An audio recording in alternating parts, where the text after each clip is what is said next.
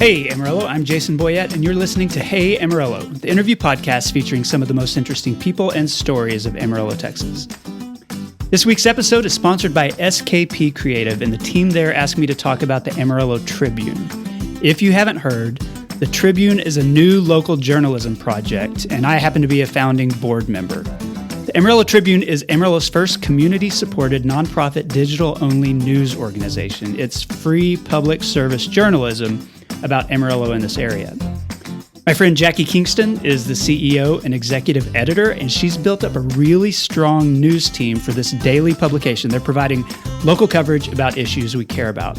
I'm not writing for the Tribune. I'm just a board member. I'm on the nonprofit side of things, helping approve budgets and all that kind of stuff. But I'm super excited about this project, and I hope you'll support it. So you can learn more by visiting amarillotribune.org. You can sign up for a weekly newsletter. You can read the articles there, amarillotribune.org, and thanks to SKP Creative for the support. As part of this podcast partnership with Brick & Elm Magazine, I want to give a podcast shout out to Leslie Massey, Farmers Insurance, Texas Tech Physicians Pediatrics, and West Texas A&M University. The new September-October issue of Brick & Elm is at the printer now. It should be out by September 1st. It's a really, really fun issue. Today's guest is Pat Hickman. Pat is the founder of Happy State Bank. He led a group of investors in 1990 to purchase what was then a very small bank with just $10 million in deposits.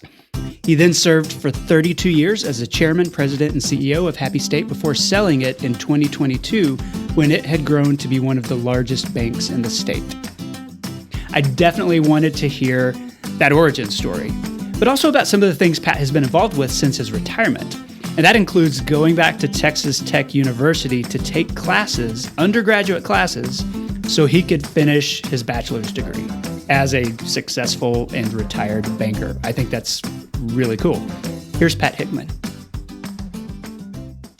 Pat Hickman, welcome to the Hey Amarillo podcast. Thanks for being here. Thanks, Jason. Great to be here. Yeah, it's great to have you. I want to start with you the same way I start with all my guests, and that's just to ask why you're here in this area. So what brought you to the Texas Panhandle, to Amarillo Canyon in the first place? I won the lottery when I was born to a couple named Bud and Mildred Hickman, who had moved here in the mid-1930s. Okay. And neatest parents in the world. But loved them. They loved me. Thank you, Lord, that they moved here. What brought them here? My dad's father, kind of a rambling man, and went from Missouri to Lone Oak, Arkansas, and then here chasing cheap land and farming. I have since traveled back to Lone Oak and to the area outside of St. Louis and said, and even before that, a great-great-great-grandfather in Kentucky. And I've looked at those lush green areas and said, what were y'all thinking? Yeah. What's this deal? But, you know, it's the people here that make it, and we love it. We love it. It's home. I married a girl from Amarillo, and we love it here. We're blessed that 3 of our 4 children live here. So we're here. We're here for good. What part of the Panhandle, where did you grow up? Canyon. Okay, Canyon. Born and reared. Okay. Born and reared. The last place in the world I thought I would come back to. Came back kind of on a fluke. Was selling insurance, believe it or not. All right. And an agency needed some help, and my company talked me into moving, bribed me into moving is a better way to say it. And I came back, and it was a horrible job. Horrible. And one of those deals where I quit, they fired me, all the same stuff. Walked out of there mad on a Friday morning and walked into a little clothing store in Canyon, downtown Canyon, where Palace Coffee is today. It was a little clothing store. And saw the most beautiful brunette I'd ever seen in my life. And thank goodness 16 months later, she married me, and the rest is history. Were you, did you have an intention of coming back to Canyon after high school? No. I thought big city was where I needed to be. I was a marketing major originally. I enjoyed working with advertising and stuff like that. And, I saw myself being some PR guy, marketing guy for some company somewhere. I always had a dream to be an entrepreneur, but no, Canyon is not where it was going to happen. Okay, the last place in the world, and had I not met Nancy, I don't know that I would have stayed. But it just happened. We got married it took us 5 years before we started having children. We just loved it. And you couldn't make us move today. We absolutely love it here. After you met Nancy, was kind of some frustration with your career. Like what happened right after that? Did you? Well, actually, I enrolled at WT just to hustle her. Okay. And it worked, obviously. She's 5 years younger than I am. I was 23. She was 18. And I enrolled in WT to hustle her and got a job working at a small little credit union here in Amarillo. Back then, the Santa Fe Credit Union is one, but back then, in the mid-'80s, there were 3 credit unions just for Santa Fe employees. There were so many employees here, and I worked for one of those. It was teensy. These 2 ladies hired me because they liked my smile and I could type. That's how I got the job. That job, it's crazy, the providential hand of God, how it works. I don't believe in accidents. My old Boy Scout troop. I was an Eagle Scout in Canyon, and my old Boy Scout troop, a couple of dads looked me up and said, "Man, Pat, our Boy Scout troop has just fallen apart." Man, when I was a part of it, we had phenomenal adult leaders, 60, 80 kids, boys that were in the troop. And so I went and visited one night, and they had like 6 boys. So I did. Like a crazy idiot, I took over at 23 years old as their Boy Scout master. Another good friend, guy named Dan McGlasson, was a few years younger than me. I talked him into being my assistant scoutmaster. We built that troop up to about 100 kids. Wow. And it was doing great. But the Canyon flood happened in 1978. Mm-hmm. And my Boy Scout troop ended up helping clean up the Huntsville Hills area that was hit hardest in Canyon. All of a sudden, I got put in charge of the flood cleanup. Just because I was a volunteer and I had hands to do it. By the city? The city said here? The mayor was a friend. My mom actually worked for the mayor, and he came down and said, "Pat, what do you need?" I said, Mayor, we need dump trucks, we need front end loaders, we need, He goes, "I'll get you that. What else do you need?" And the local grocery store came down and set up a tent on a vacant lot.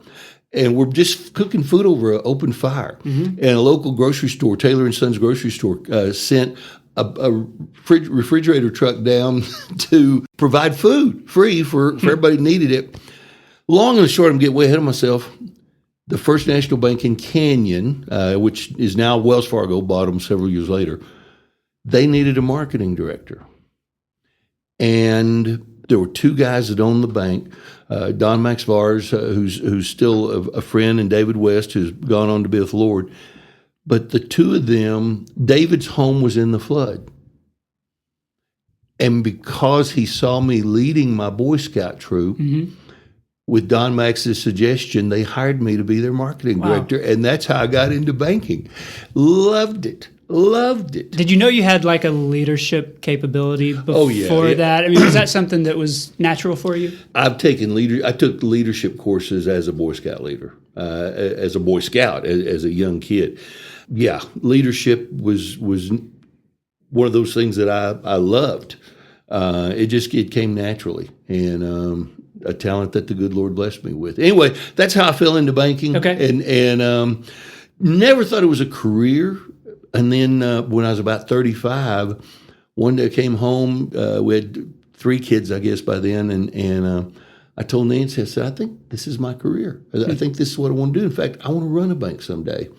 And 2 years later, I was working for First National Bank Amarillo, but very, very disgruntled through various things. There's a lot happening in the banking world at that time. Yeah. Like a lot of turnover. I'll put it, this is the best statistic I can give people to understand how bad it was in 1988, 87, 89.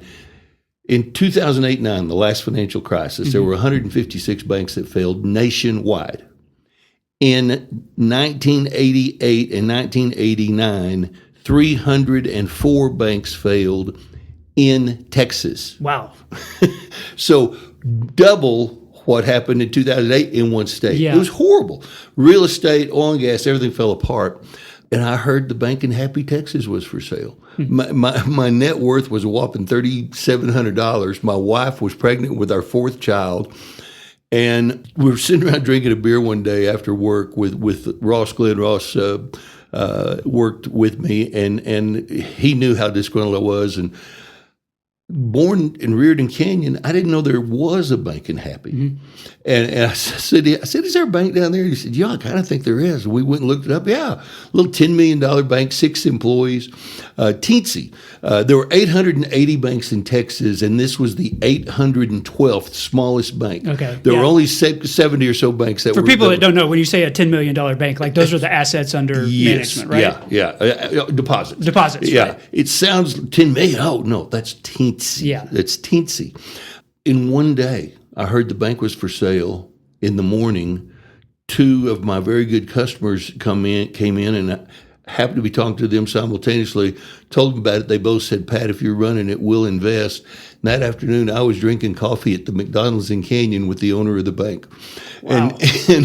And I went home that night. I said, honey, I think we might be buying a bank.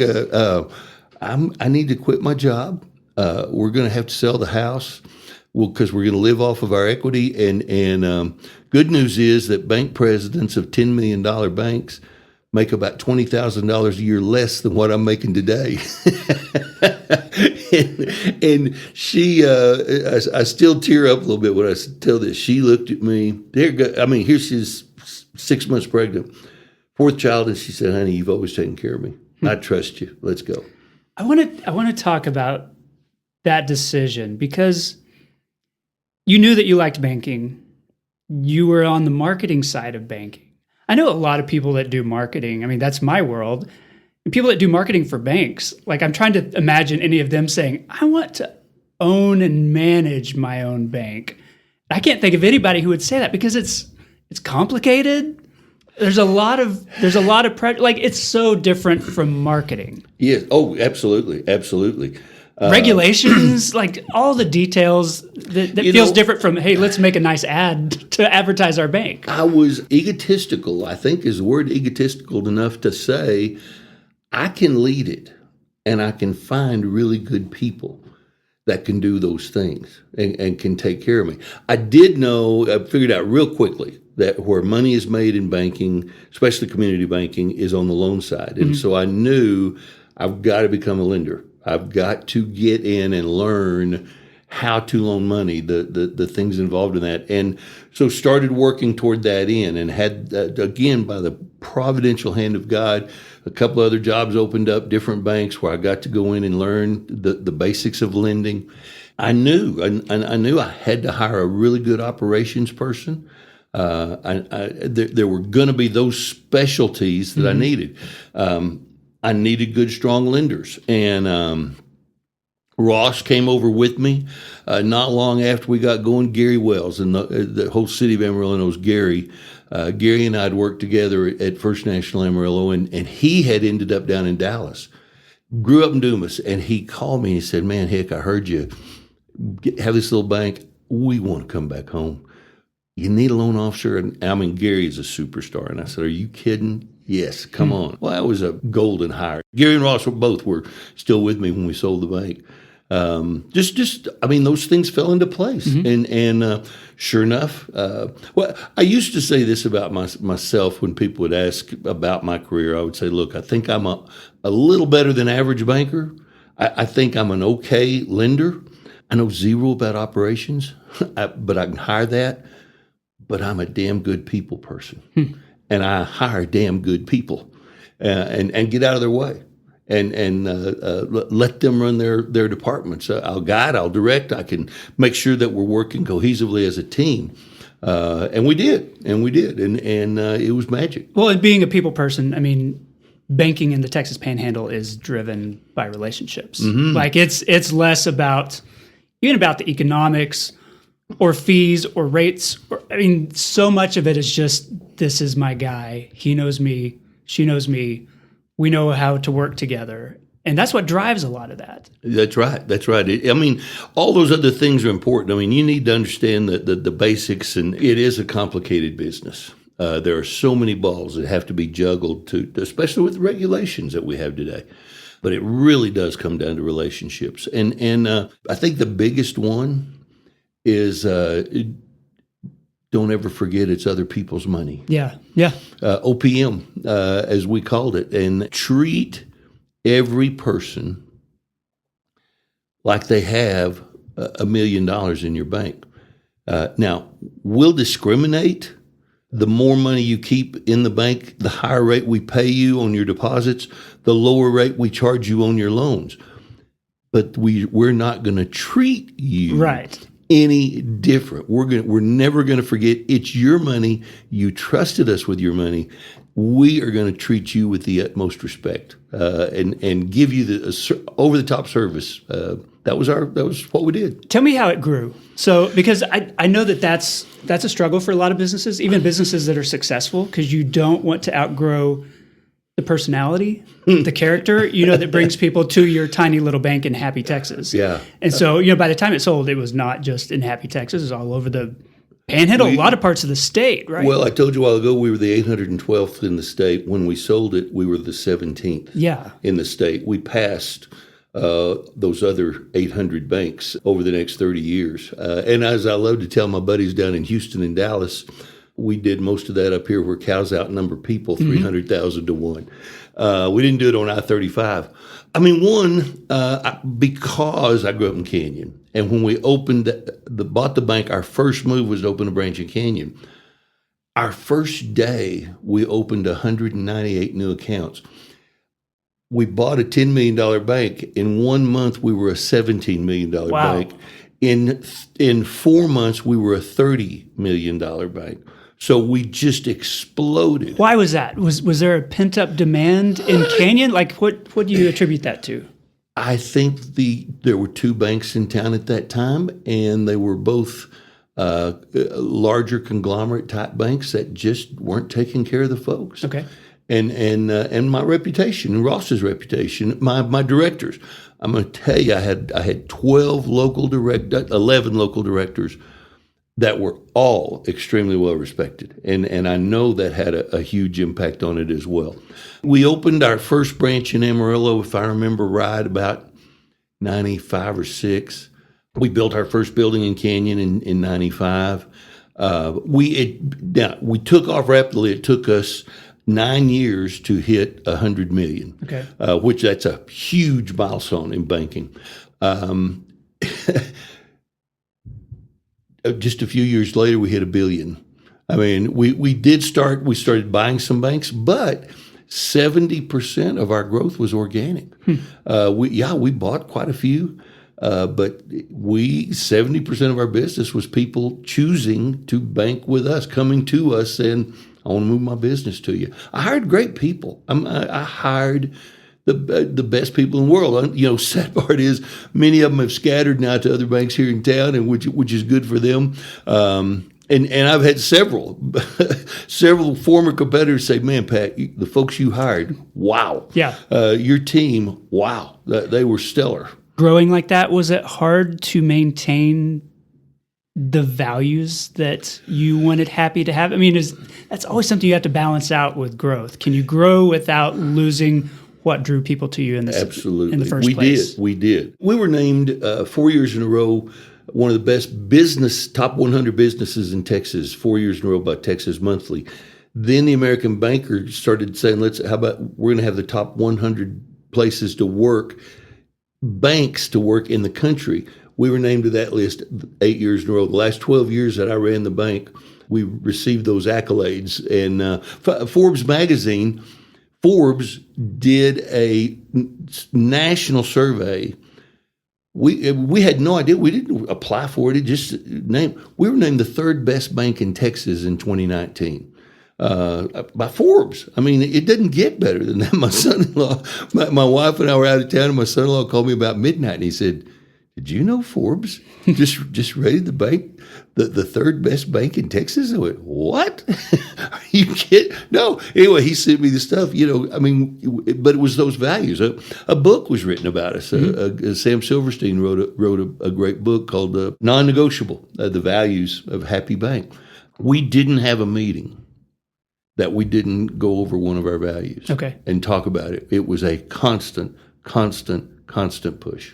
I want to talk about this area, the people here. Sure. Because one of the things that I think is an important part of this story locally is that we do have very strong homegrown local banks. Like Wells Fargo struggled to get a foothold here. Chase has struggled to get a foothold here, but Happy was huge.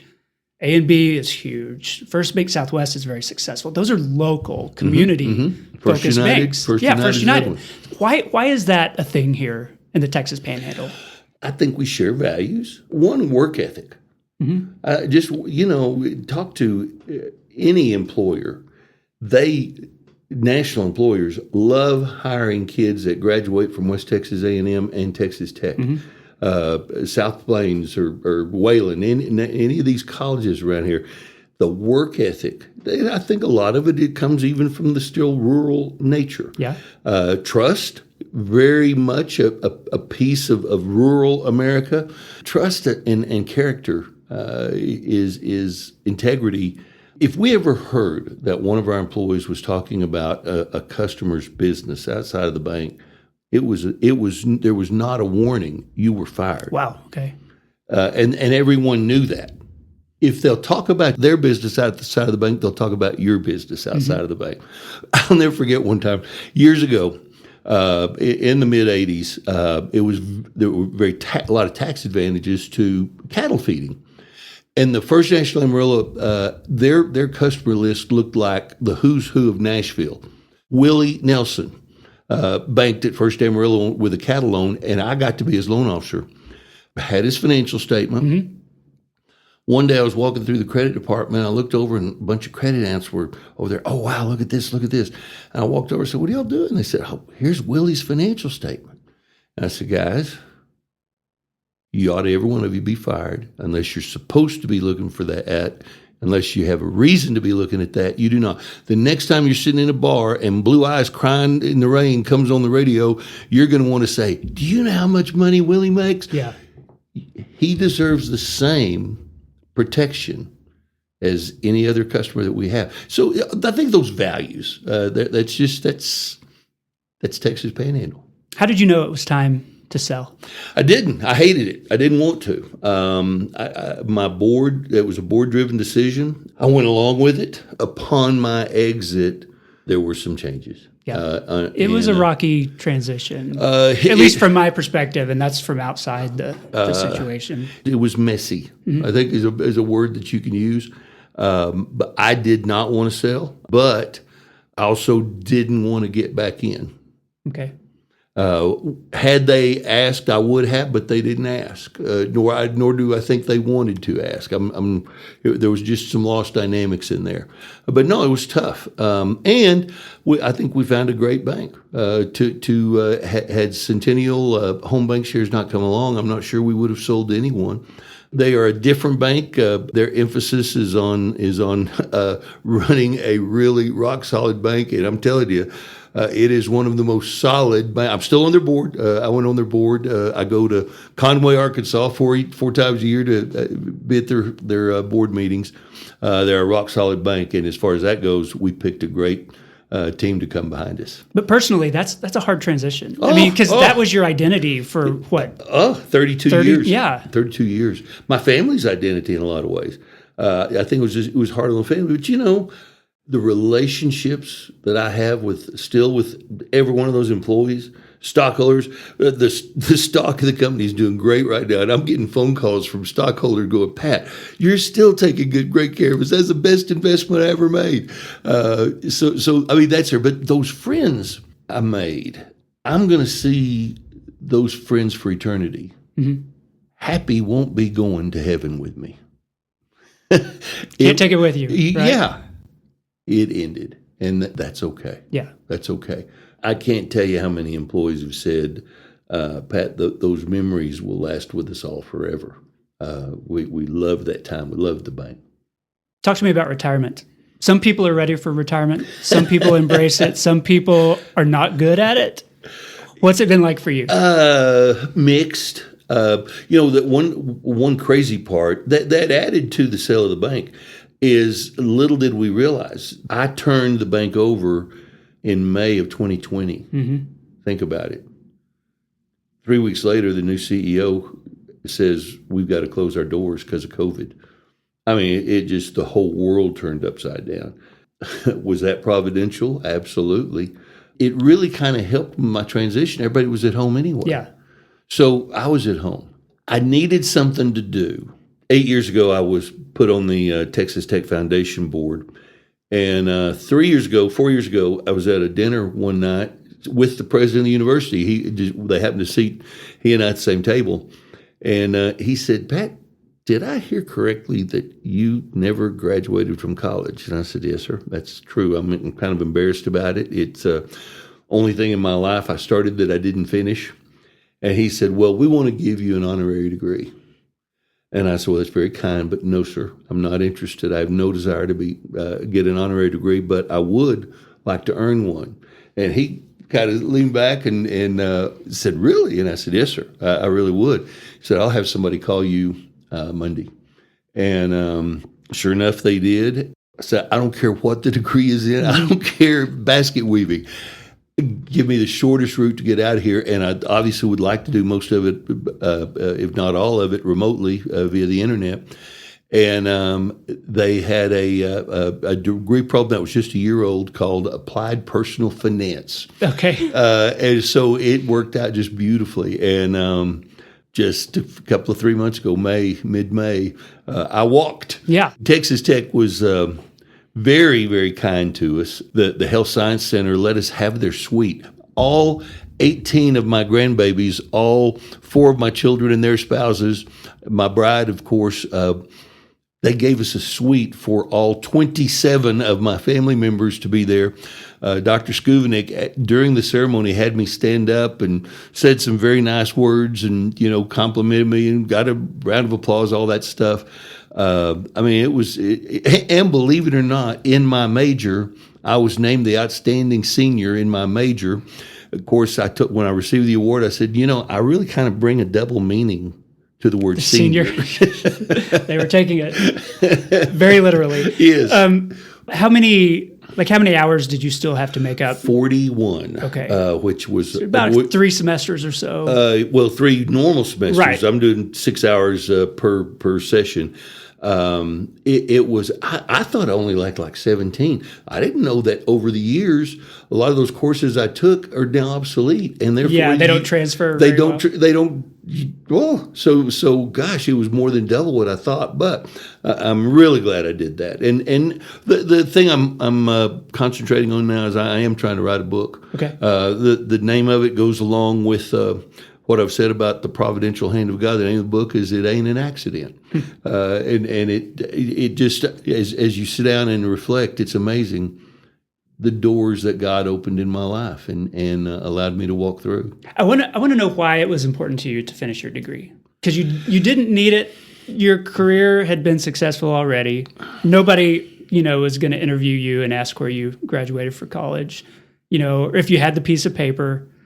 You probably knew a lot of the stuff you're learning in the classes. Oh, I could have taught some of the classes. I could have taught some. I would have hated to be your professor, teaching you about applied personal finance. But why was that important? There was a hole. There was a hole that needed filling.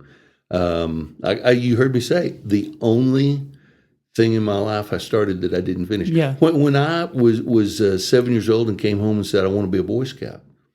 Cub Scout. My dad said, fine, but that means you're going to earn your Eagle Scout. And you got to go all the way through. I didn't even know what that meant. And he explained that to me, and I went, okay, I can do that. Well, little did I realize 6 months later, all my buddies that joined Cub Scouts with me had already quit. And here I am. There was one friend that was still a scout. He was not he wasn't a close friend. He was a good friend.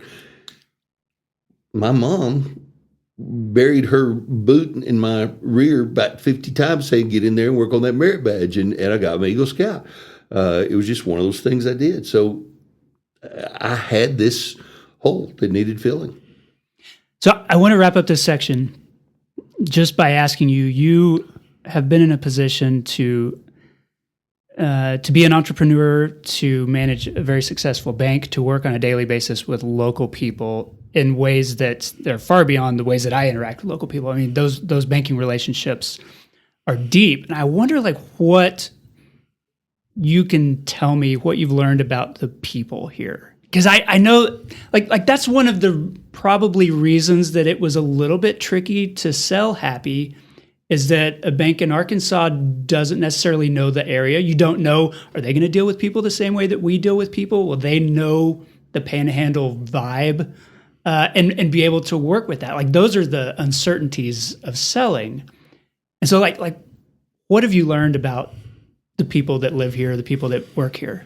I ran across maybe 5, 6 people that I just didn't want to bank. They were grouches. They were self-centered. Not necessarily. Most of them had character flaws. Were not people of integrity. And I met thousands of people, and I only can sit here and think of maybe 5 or 6. My point is, 99.9% of the people that I met are really, really good people. I'm cocky as I can be. I pray I'm not arrogant. Mm-hmm. There's a vast difference. And part of my persona is I'm going to treat you with respect. You're one of God's creations just like I am. God places a great deal of value in you. Who am I to not do the same? So we're going to work on just a trust between the two of us. I think once you establish that's who you are, and that's how I'm going to take care of you, that's how I'm going to treat you. I think it was with my employees. I knew we did have 18, 20 values. And when the book was written, I did a lot of public speaking about it, and people would say, well, which one's the most important? And I say they're all 18. If I don't follow one of them, well, if I'm a liar regarding one, am I a liar regarding all?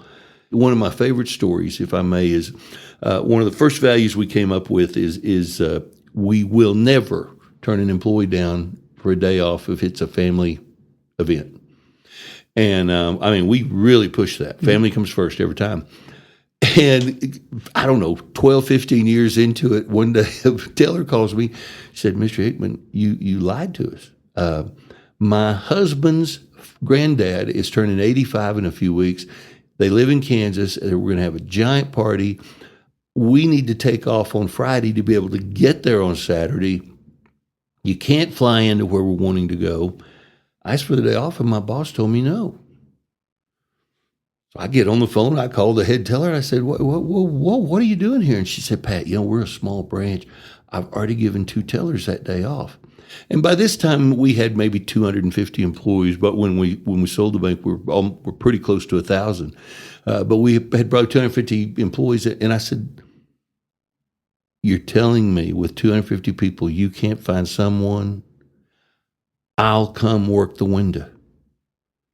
But if you turn this lady down, you've just made me and every other officer of this company, every director, a liar. We don't jack around on this stuff. Give her the day off. Find somebody to work that window, and if you can't, call me. I will be there. You'll be out of balance for 6 months if I work that window, but have me come. And that was a reputation that we had. And I think that if you treat, that's an employee, if you treat customers, stockholders that way, you're going to win. Hey Amarillo is supported this week by PestTex Pest Control. Ben with PestTex sprays my house every few months. He was just here last week, and I use PestTex because they're locally owned. They use pet-friendly products. Most importantly, they don't have a one-size-fits-all approach. Ben comes to my door. He asks me if I've seen anything he needs to work on, and I say, yeah, there's been a lot of spiders lately or whatever, and he goes to work. He evaluates every customer's pest problem and finds the best way to solve it. To get in touch, call or text PestTex at 806-433-8841 or look up PestTex on Facebook or Instagram. This episode of Hey Amarillo is supported by Amarillo Habitat for Humanity, which works with families across the city to provide an alternative path to homeownership. Earlier in the summer, Amarillo Habitat handed over the keys to its 120th local home. This is not a free giveaway.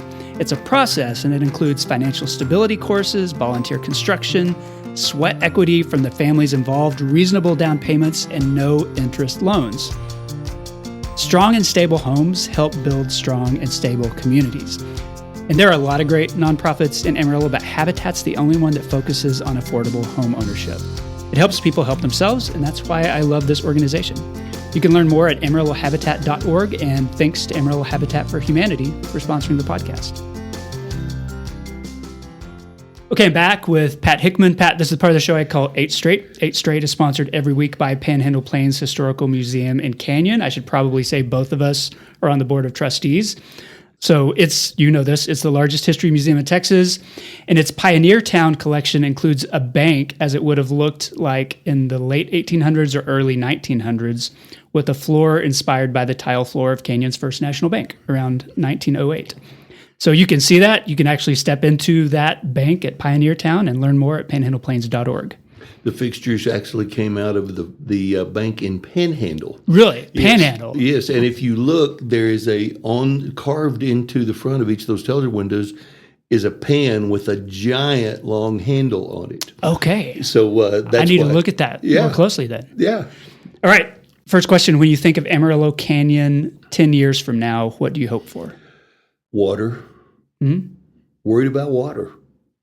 I mean, we're one of them. We have our own well.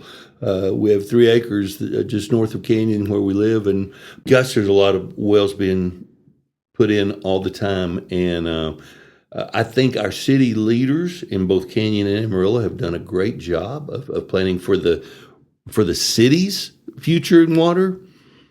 I really worry about the rural landscape and the smaller towns. Agriculture still the biggest industry in the Panhandle, and worry about that. So water. I think about that problem, and I always just hope that people smarter than me are coming up with solutions for that. I really don't know. I know it's a conversation we're having, but I think we're in the same boat. I hope the same thing. I hope there's some smart people working on this. Okay, other than wind, what does this area have too much of? Well, right now, heat. Yeah. These 100-degree days every day are just brutal. Mm-hmm. And outside of that, I really can't say what's something we have too much of. We have too many people. Here's one. We have too many people that don't know that the left lane is for passing only. Mm-hmm. I can agree with that, especially with the now with the road construction. We don't have a lot of left lanes that remain. But once they're back, come on, guys, pass the car, then move over to the 4 lane. Okay, what does this area not have enough of? I'm the glass half full guy. Okay, we have some of the greatest arts in the world, but a world class museum, world class symphony orchestra. You just the various things that we have, the Amarillo Museum of Art. Amarillo is so fortunate that a lot of people don't realize we're an island. Mm-hmm. 4 hours to Oklahoma City, 4 hours to Albuquerque, 6 hours to Colorado Springs / Denver, mm-hmm. 7 hours to Dallas. Now you pass through Lubbock perhaps and some others, but they're the same. I had a good friend who was active in banking, government relations, who lived in Colorado. He caught all of his flights out of Amarillo. It was easier for him to come to Amarillo. Our medical center talked to the folks in the med center of how many people come here from Colorado, New Mexico, and Oklahoma. It's an island, and therefore we've got a lot of stuff that other communities our size don't have. So that's why it's hard for me to answer. Okay. I'll let you off on that one. Edit that that's one. That's a good explanation. Okay. Other than Happy, what's your favorite small town in the Panhandle? My hometown. I love Canyon, Texas. Okay. Canyon's a jewel. We were very fortunate to have branches in several towns in the Panhandle area. As far as just pretty, you got to give a shout out to Canadian. Mm-hmm. Beautiful, and they've done a really good job. I hate that they were hit so hard by the wildfires. But it's just a pretty town up there. But Canyon holds its own. So blessed to have a university. Talk about a clean industry. Yeah, it's wonderful. But you can't beat Canyon. Okay, what's your favorite local restaurant? It's a toss up. We love the Joe's. Macaroni Joe's, Joe Taco. We love those, but we like Public House. Those are probably threes. Pepito's is another pretty good Mexican food restaurant. They're in Canyon. Yeah. But Mac Joe's and Public House, when it's date night, that's where we end up going a lot of times. Okay. What's the most underrated aspect of living in this area? I'm proud. We are still the belt buckle of the Bible Belt. And we still fear God. We still have strong faith. We have great churches. And my wife, I joke, my wife and I are church hoppers. We belong to 3 churches in our almost 50 years of marriage. We followed our kids. We for the first 17 years of our marriage, we went to West Cliff Bible Church here in Amarillo. For 17 years, we went to First Baptist Canyon. They had a phenomenal youth group that all 4 of our children were involved in. In fact, our younger son that does not live here is a pastor because of a lot of the training he got there.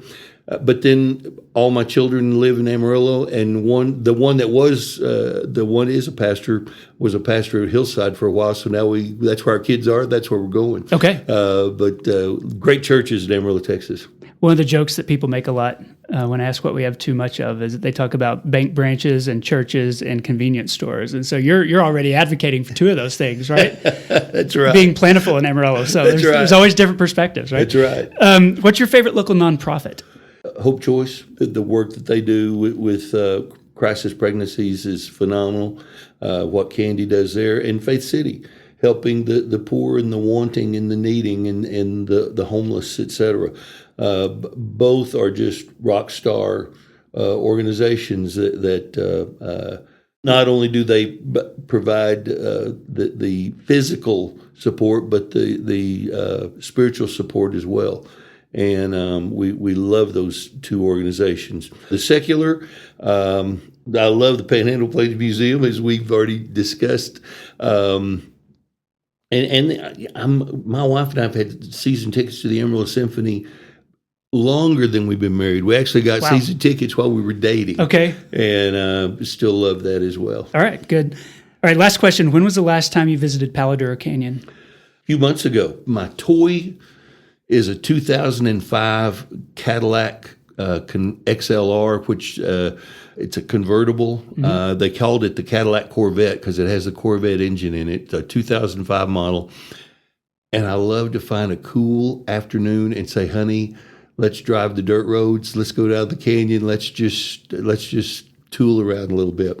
And so that's still love that. Okay. That concludes the 8 straight questions, but I like to close by asking my guests to endorse something. So what's one thing you would like listeners to know about or to experience? I think a lot of people take the Amarillo Symphony and the Panhandle Plains Historical Museum for granted. And that we are so blessed to have those 2 organizations here. One of the things I'm very proud of is the Happy Holiday Pops concert that takes place every year, and that, thank goodness, that our current ownership agrees, and I think you'll see Happy doing that perpetually, I hope. That's become a tradition all in itself, to the point that they're now going to add another performance of it. Right, yeah, I saw that. I'm biased toward those 2. Yeah, those are both great. I can co-sign on that. Pat Hickman, thank you so much for being on the podcast. I appreciate it. Thank you for having me. Love your podcast, by the way. Well, thank you. I appreciate that. Learn a lot about what's going on in the Texas Panhandle, so thanks for doing it. Keep it up. Absolutely. And that concludes the episode. I want to say thanks to Pat for the interview. Thanks also to SKP Creative, PestTex Pest Control, Amarillo Habitat for Humanity, and Panhandle Plains Historical Museum for supporting the podcast. And as always, thanks to Angelina Marie for editing the show. Thank you for listening. Hey Amarillo exists on a weekly basis because of listeners like you and the local people who support it financially. Hey Amarillo's executive producers include Josh Wood, Wes Reeves, Jason Burr, Patrick Burns, Katie Linger, Corey Burns, Cindy Graham, and Barbara and Jim Witten. This has been episode 367. My name is Jason Boyett, and I'll see you next week.